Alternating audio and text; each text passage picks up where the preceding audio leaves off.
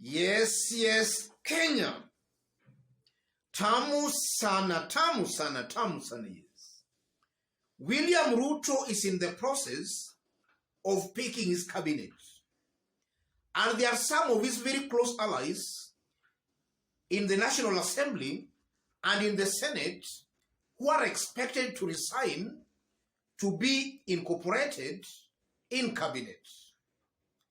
In the National Assembly, Aden Duale Ndinyoro, Alice Waume, among others, are expected to resign. In the Senate, Kipchumba Murkomen is also expected to resign, occasioning by-elections in their areas. In this video, I want us to look deep into the story to see exactly the cards being played here, considering the fact that William Ruto and his allies have been saying the government is broke. Uhuru Kenyatta looted everything. And then we are seeing his allies going to resign to occasion by elections where taxpayers' money is going to be used. I want us to dig deep into that story. In case you are watching us for the very first time, subscribe, give this video a like. Yes. Is it true the government is as broke as William Ruto and his allies are saying?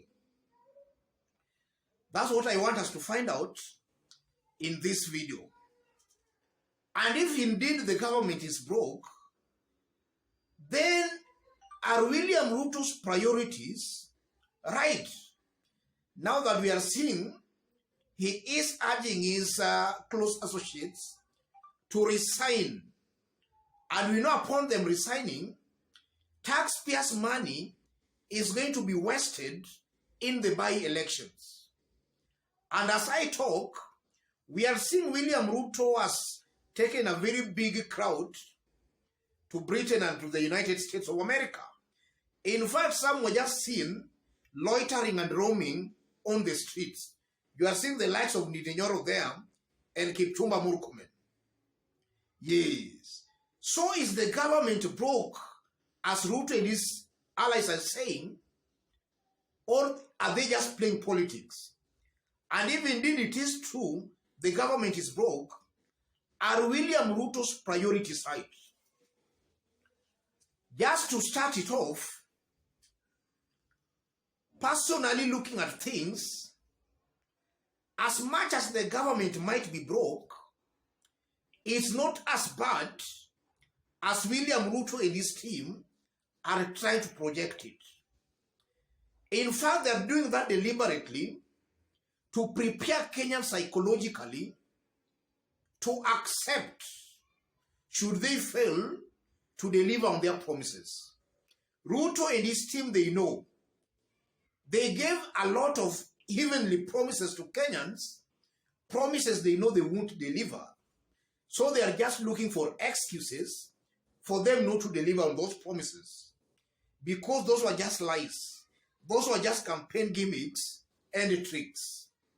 The government is not as broke as Ruto and his team are trying to project it. That comes out very clearly. I don't know what you think on that. And then, secondly, I'm saying the government is not broke because already Ruto's administration has paid 3.5 billion Kenya shillings to Morocco to import fertilizer. And at the same time, William Ruto has given judiciary about 3 billion Kenya shillings. And already you are seeing him in the United States and in Britain. Those are indications suggesting the government is not as broke as Ruto and his team are trying to project it. And just as I've been saying in my previous videos, there might be a deliberate scheme to loot government. They want to loot the government with the pretext that the regime that went is the one that looted the government. the government might not as broke as William Ruto and his team are projecting it. And now let us give them the benefit of doubt that the government is as broke as they are saying, and that all these things they're doing are just because of miracles. Let's just give them that benefit of doubt that the government is broke. And in the event the government is broke, for William Ruto to implore upon his close associates to resign from their elective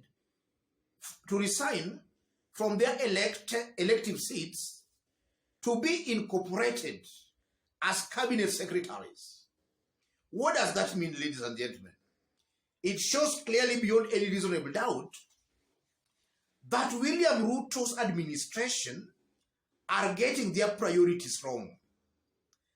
And right from day one, if you saw William Ruto upon being sworn in, it was clear William Ruto was on a wrong trajectory. Those who voted for William Ruto, they voted for him to the last person to send Uhuru Kenyatta to Chaweri. The first appointment William Ruto gave was to give Uhuru Kenyatta a job. So you are seeing clearly he is already doing what his supporters never elected him to do. His supporters elected him to send Uhuru to Chaweri. He is giving Uhuru Kenyatta a job. So on that basis alone, even though I might agree with him, he is already going against the reason why he was voted in as the president. And then to persuade his close associates to resign is also just another sign and indication that is getting it wrong when it comes to public finance. As the CEO of the country, Ruto should know that any slight move he makes, especially where money is involved, its effect will be felt by Kenyans. So by wasting taxpayers' money in a broke government only just shows William Ruto does not care about the plight of the common man. All he cares is about the ruling class, how they can come to a table and, if possible, eat together. They don't care about Mama Mboga or Boda Boda. And that brings me to the issue of William Ruto promising to form a government with Boda Boda, Mama Mboga, Mutu wa chini. Those have also been confirmed beyond any reasonable doubt that those were just talks. You know, some Kenyans who believed in William Ruto were expecting that in the event he was elected the president, he was going to do some miracles that could just uplift this Mama Mboga and Boda Boda to some extreme levels. But from what is happening, a good majority of the hustlers are seriously disappointed. And that's why I believe and I maintain William Ruto started on a wrong trajectory. Yes, he has started on a wrong trajectory. And maybe it's time William Ruto, before it's late, he has to retrace his steps and make sure he sets everything on the right trajectory. Regarding Gachagua some few days ago, implored upon Kenyans to give them 3 months. Kenyans are counting, and most likely after those 3 months, just as I've been saying here, they'll be asking for more time. Give us now 1 month, give us 2 months, give us 2 years. And that will just be the trend in this administration. So it's clear William Ruto and his team might pass out as the worst government maybe since independence, basing it on how they have started. They have started completely on a wrong footing. They have started on the basis of lies. We only have 93 million in the treasury, while at the same time, they are paying Morocco 3.5 billion. They have started on a wrong footing on the basis of lies. Yes. Let me stop it there.